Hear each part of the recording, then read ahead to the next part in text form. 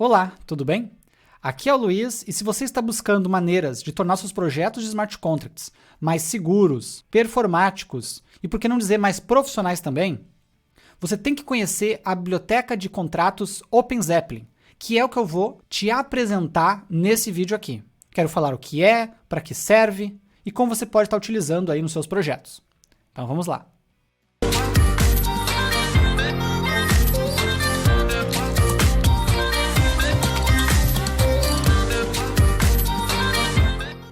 Mas a primeira coisa que vocês têm que pensar, antes da gente entrar em código, por exemplo, é quando a gente vai fazer um projeto de smart contracts, certo? Um projeto, seja um projeto Web3 completo, que vai ter front, vai ter smart contracts, às vezes vai ter até back-end, né? Ou seja só um projeto de um protocolo que roda somente no smart contract, a gente vai ter partes deste projeto que são completamente inéditas, certo? São coisas realmente inovadoras que a gente está criando do completo zero pela primeira vez, muitas vezes na humanidade, vamos chamar assim. Mas partes dos projetos acaba sendo mais do mesmo. Existem problemas comuns em projetos de smart contracts que não tem por que a gente reinventar a roda, certo? Então, por exemplo, todo protocolo DeFi costuma ter um token ERC20, costuma ter uma criptomoeda, que a gente chama, né, associada a ele, para ajudar a monetizar, ajudar a captar fundos, cuidar da governança do protocolo, entre outras atividades que são possíveis de fazer com um token. Então, geralmente, a gente tem que criar, por exemplo, um token ERC20. E aí, quando a gente vai criar um token ERC20, como o próprio nome sugere, né, ERC20, ele segue um padrão. Tem uma forma padronizada de criar esse token, de programar esse token. E aí você pode pensar, não sei se vocês já pensaram sobre isso, mas eu lembro quando eu comecei a estudar smart contracts, eu pensava, mas já fizeram tanto token ERC20, por que eu tenho que escrever todo o código dele do zero? Né? Mas beleza, vamos dar uma olhada, vamos dar uma consultada na internet e tal. Não é possível que ninguém tenha compartilhado um código, né, funcional de token ERC20. E você encontra vários códigos na internet, por exemplo, ensinando a criar esse tipo de token. Só dando um exemplo dentre vários possíveis, certo? Mas aí sempre fica aquela coisa também, né? Pô, eu vou copiar um código que vai lidar com o dinheiro da minha empresa, vou copiar de um blog aleatório, de um fórum aleatório, Stack Overflow, sei lá. O que me garante que esse código é seguro, que esse código tem uma boa performance, que esse código segue realmente o padrão, né? Então, às vezes a gente acabava tanto tempo averiguando o código que a gente encontrava, que às vezes era mais fácil a gente programar mesmo, porque daí a gente programando tinha certeza que estava certo e que estava, né, não ia cair num golpe, por exemplo, certo? Mas, felizmente, e esse é só um dos exemplos, tá? A gente pode pegar também coleção NFT, né? Faz anos aí que se criam coleções NFT seguindo padrões como o RC721 ou RC1155, né? Ou então outras questões mais pontuais, controle de acesso em funções, cálculos matemáticos, contratos atualizáveis, que é outro desafio bem grande aí nos desenvolvimentos smart contracts, a parte de atualização de contratos. Então existem diversos cenários que são comuns a diversos projetos. E aí, esses cenários muitas vezes nos levam a buscar, né, na internet soluções já prontas ou parcialmente prontas para a gente adaptar a nossa realidade. Pensando em auxiliar, certo? Em auxiliar desenvolvedores a se tornarem mais produtivos, cometerem menos erros e também não caírem em códigos maliciosos na internet, algumas empresas, alguns anos atrás, começaram a desenvolver bibliotecas públicas de contratos. O que é uma biblioteca de contrato, Luiz? Uma biblioteca de contrato assim como em qualquer outra linguagem de programação, uma biblioteca é um conjunto, né, de códigos reutilizáveis, né, de uso comum a diferentes projetos. Se você pegar, por exemplo, no Node, né, o Node tem lá o repositório do NPM, que são várias bibliotecas com funções prontas, módulos prontos, componentes prontos para tornar a nossa programação mais produtiva. Ou no Java, tem lá o Maven, né, que é um repositório também com várias bibliotecas Java para facilitar a vida do programador Java. Né? Ou lá no .NET tem o Nugget, né, que é a biblioteca, o repositório, na verdade, que gerencia as bibliotecas.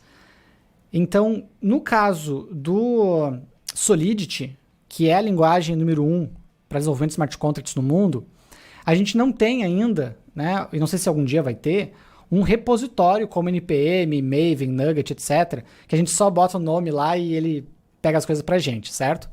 Mas ele já tem algumas bibliotecas de contratos, né, lugares confiáveis em que a gente pode estar pegando códigos, né, que foram testados, que são seguros, que têm boa performance e que com isso a gente vai poupar muito tempo e também diminuir os riscos do desenvolvimento do nosso projeto. E uma das empresas que se sobressaiu, né, mais nesse cenário de compartilhar, né, códigos prontos, né, bibliotecas de contratos no mercado Web3 foi a OpenZeppelin.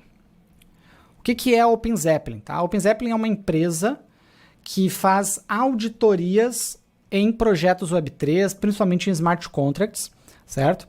E eles têm também alguns serviços fora do portfólio de auditoria, né? Eles têm algumas, se não me engano, eles têm até alguns softwares também, se eu não estou enganado, embora eu nunca tenha utilizado, certo?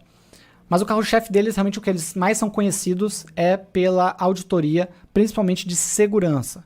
Então, grandes empresas Web3, né, vocês podem ver aqui o nome da Coinbase, Ethereum Foundation, o Compound, que é um protocolo DeFi muito famoso, o Wave, que é outro protocolo famoso, né? Tem muitas empresas importantes no cenário de blockchain e Web3 que confiam nos serviços da OpenZeppelin para ajudar aí nos projetos. E aí, em dado momento, o que a OpenZeppelin fez? Né? Eles criaram uma biblioteca de contratos chamada OpenZeppelin Contracts, que atualmente está na versão 5.0, saiu recentemente, coisa de uns 2 meses atrás, talvez, 1 mês e pouco, né? Saiu essa biblioteca na sua versão 5.0 e vocês acessam ela através do próprio site oficial da OpenZeppelin, openzeppelin.com, e daí vocês vão achar aqui no topo, ó, Contracts Library.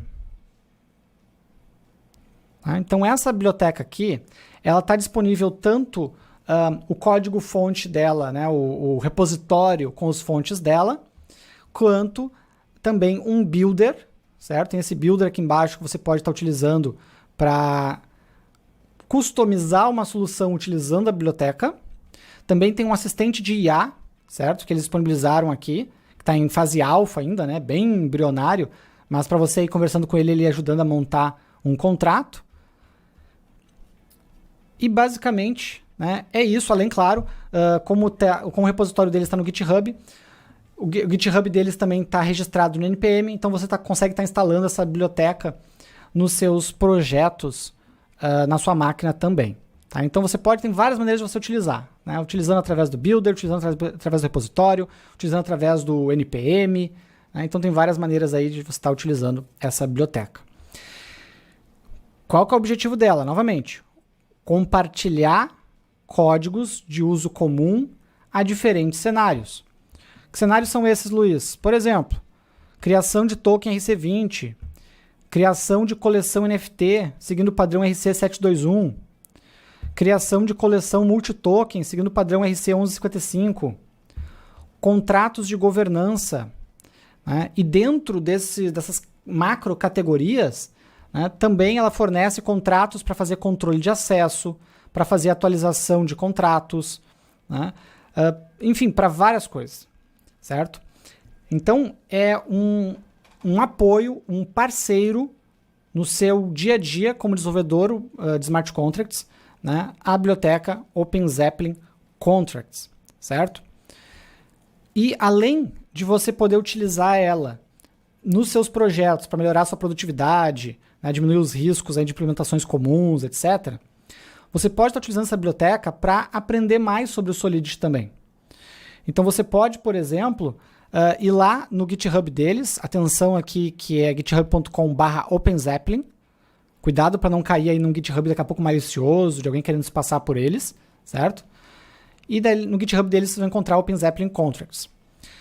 E aí, no OpenZeppelin Contracts, você vem aqui em Contracts, vocês vão ter pastas dos contratos organizados por categorias, por exemplo, contratos de token, você pode vir aqui em token. Qual é o tipo de token? É token RC20, vem aqui em RC20, E aí você vai encontrar, por exemplo, a interface de um token RC20, seguindo o padrão. Né? Vocês podem conferir, né, a interface aqui. Você pode dar uma olhada numa implementação de RC20, certo? Então aqui está toda a implementação de um token RC20. E aí você estudando a implementação, você consegue aprender mais sobre como você pode estar programando os seus contratos. Você não é obrigado, né, a copiar esse código-fonte, você pode simplesmente usar ele para estudar. Ah, como é que eu faria uma função de transferência? Opa, tá aqui. Ah, como é que eu faria uma função de transferência delegada? Tá aqui. Ah. Então você consegue estar olhando os fontes de um contrato profissional, seguro, muito testado, muito analisado, auditado, utilizado por muitas empresas e desenvolvedores ao redor do mundo, para com isso, né, usar esses fontes no seu projeto ou aprender com esses fontes. Beleza? Em outra live, por exemplo, né, eu falava de segurança de smart contracts, a gente falava de um tipo de ataque lá com a Hindrance Attack, e eu dei uma sugestão de como você se protege do ataque. Onde é que eu aprendi essa sugestão? Né? Eu fui aqui na parte de utilitários, certo? E aí tinha um utilitário que é o Reentrance Guard, que é justamente uma forma de proteger funções de ataques de reentrada. Então eu dei uma olhada aqui, ó, legal, tá, usa um semáforo, né? Então você entende como que você pode estar implementando algo que você viu só na teoria, muitas vezes, aqui você está vendo na prática, desenvolvido por uma empresa profissional e largamente documentado. Tá? Você tem a documentação tanto nos comentários dos contratos e uma documentação muito mais pesada no próprio site da OpenZeppelin. Aqui em Learn Docs, Contracts, você vai ter a documentação, né, dos contratos, todos os contratos, a documentação aqui explicando como funciona, como é que utiliza e etc. Certo? Então, se você já está estudando desenvolvimento Web3, você está estudando desenvolvimento para smart contracts, certo? E ainda não conhecia a OpenZeppelin, ainda não usa a OpenZeppelin, fica aqui a sugestão, tá? A recomendação de você se debruçar um pouco sobre essa biblioteca aqui, porque ela é padrão de mercado.